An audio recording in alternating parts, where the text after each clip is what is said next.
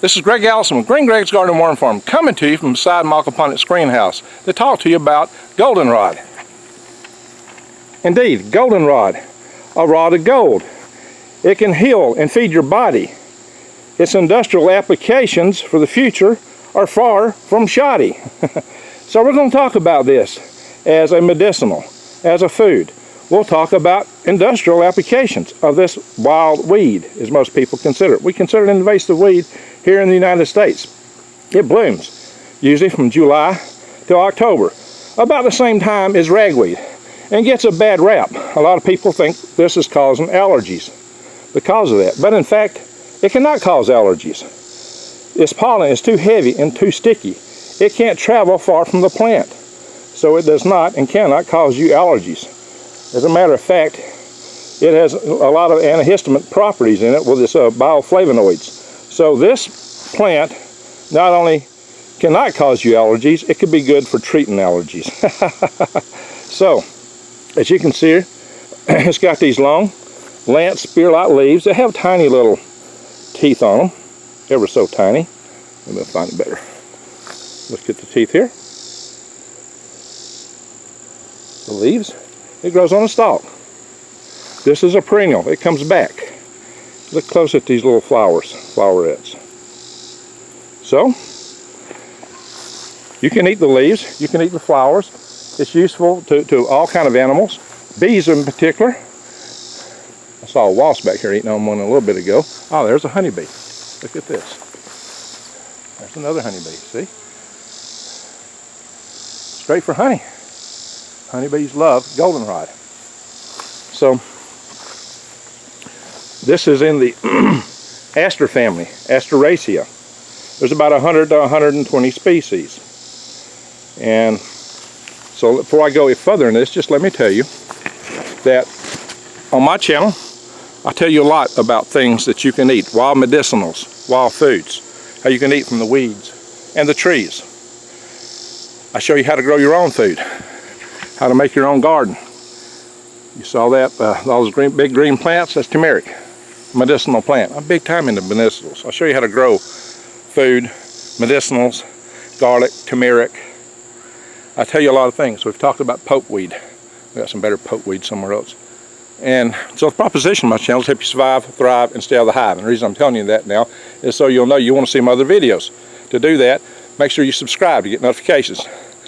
Bang the bell for update notifications and click all.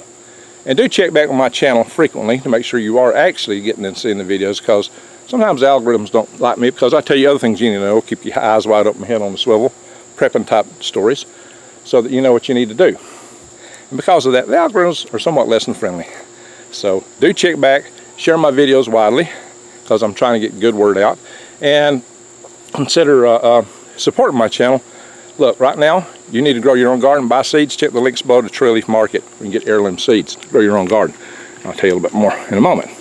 So let's get back to goldenrod. So this used to be the state flower of Alabama. It's currently the state flower of Nebraska and Kentucky. It's actually the wildflower of Delaware. Delaware or Maryland, one of the two. Alright, so one of the key things a lot of people don't know about this is it actually makes a rubber. You can make a rubber from goldenrod. And in fact, it was Thomas Edison that started experimenting with that, and he tried to get Henry Ford interested in it. And Thomas Edison actually made rubber from goldenrod, and he made tires for his Model T with it, and he showed it to Henry Ford. Well, Henry Ford was quite enamored by that, so he hired Dr. George Washington Carver, a scientist that I'm very fond of because he invented peanut butter. And he actually convinced George Washington Carver to leave Tuskegee Institute down here in Alabama, where he had done all kinds of agricultural research, and go up to Dearborn, Michigan. Now, in return, Ford actually donated a lot of money to Tuskegee Institute. So Ford was a big sponsor of that.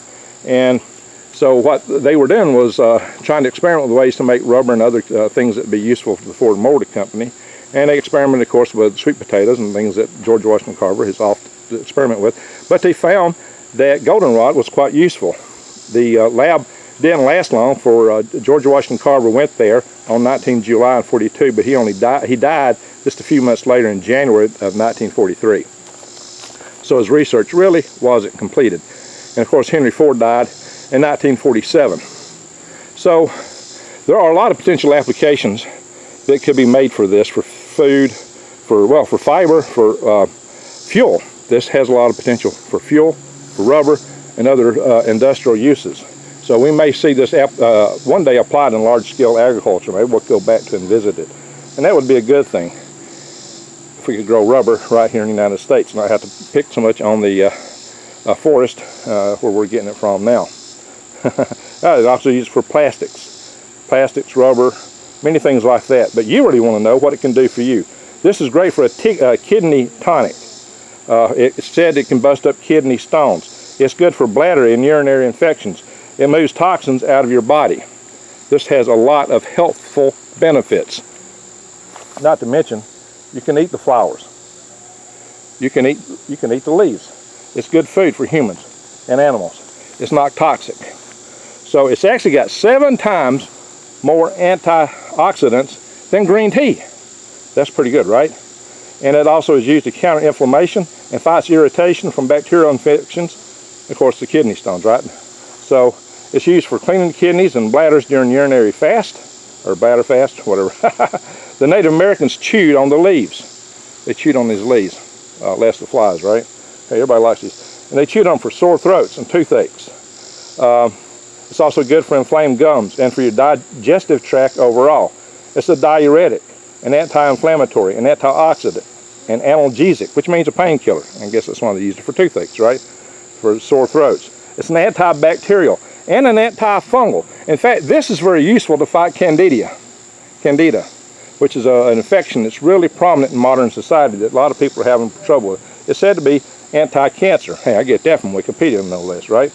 And it relieves gas. Something a lot of us get trouble with from time to time, right? And as a tonic, it's used to help people recover from diarrhea, cholera, and dysentery. It's flavonoid rich, and it can also be used when applied to the skin, like in a poultice, to help treat things like psoriasis and eczema. You can put it in a body, you can put it in, a bath water, a body wash. There's a lot of ways that you can use this. So you can cook it. You can cook these leaves, cook them like spinach. You can put them in your soups and salads, and you can blanch them and freeze them for later use. Now you can steep the fresh or dried flowers, full bloom of course, or the leaves in hot water for about 10 minutes. You make a great anise flavored tea if you do that.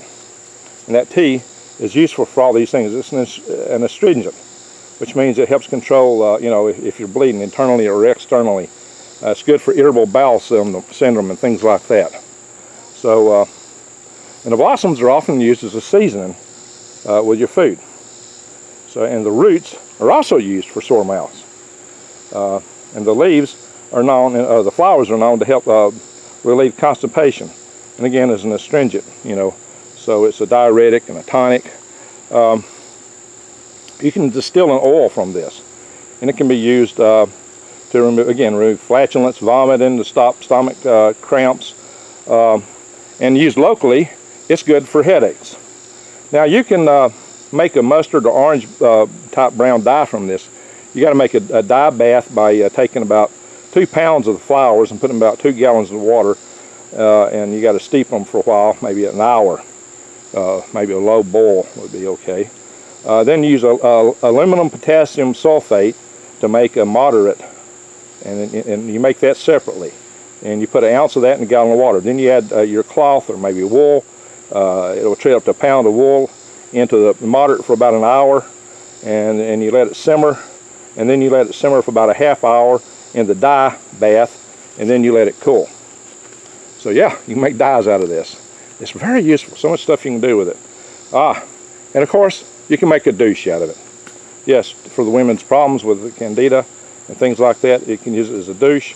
Of course, as I said, a poultice, a mouth rinse, a tea, a tincture. Just take dry leaves, the flowers from the top to make a tincture. And you could, if you pack it, just make it with about 7% alcohol if the flowers are fresh. So there's a whole lot you can do with this goldenrod, and including feed your bees so you can have honey. Isn't that great to see the bee working there? There's so much that Goldenrod has to offer. Goldenrod reproduces through its seeds, which comes from what this bee's doing. And that's how it reproduces. The pollen don't spread through the air. It don't cause hay fever like I said earlier. I saw a big yellow swallowtail. It was over here just a minute ago. It just flew off. It was feeding on one. See it? Yellow swallowtail. I've seen a wasp back here a minute ago on them, and some other bugs. But you know, this thing is very edible to all kinds of animals. Everything, the flowers, the leaves. And like I said, it's good for tea. And I'm going to take one of these leaves right here. This one has not in bloom. It's kind of tough. That's why you want to cook it and make a spinach out of it. Or cook it like spinach. Or blanch it. That's how they're most preferred to eat. Kind of a sharp flavor. Look at the bees here though. Little busy bees. Check them out. Hello. That is how this stuff is so useful. And what am I getting out of it? Honey. Goldenrod honey. Imagine that. But this plant is so useful. The tea is so beneficial to you. You can just take some of these leaves and strip them off, dry them, and make a tea out of them. Just dry them, let it steep, you know, for about 10 minutes in hot water. Then strain the leaves, and you got a tea. So there's a lot of uses for this goldenrod. It's a food. It's a medicine. It can be used to make rubber, honey, feed animals, feed you. The urinary tract treatments, what it can do for your kidneys, the kidney stones is major. You really need to consider it. A lot of people have kidney issues these days, and candida. There's so much you can do with this. It's such a powerful, good plant, and it grows all over the places. It likes sunlight. It likes to grow on the edge of the woods, disturbed soil, and roadsides. It comes back from the roots. Like I said, it's spread by seeds, roots, too. It goes through root division, seeds, bulbs. It's a very spreadable plant, perennial. So it'll keep coming back as long as you don't tear the soil up too much. Now I will probably clear this off and make this more of an operational area in the not too distant future. I'll have to build solar arrays out here like I've got over there, these solar arrays. So, but I've got some growing back here, but its blooms are a little past where I wanted to show them. These had prettier blooms up here next to the greenhouse, and that's why I come up here to show them to you. So again, you can support my channel by clicking the links below for your garden seeds at True Leaf Market. You can also grow inside your house with microgreens. And please also consider, right now is the time to prep. You may not be able to get stuff in the very near future. Things can get really bad really fast. So you can get 25-year food storage, a 4-week supply, $100 off at prepwithgreg.com. Yeah, check my links for that. So, really appreciate everyone watching, and we'll close with the bees. We'll come back and see the bees and how they love this stuff. See how good it is? Would a bee lie to you? Would a honeybee lie to you? Hey, they make sweet honey from this, right? All right, and you know what? It's got a decent smell to it.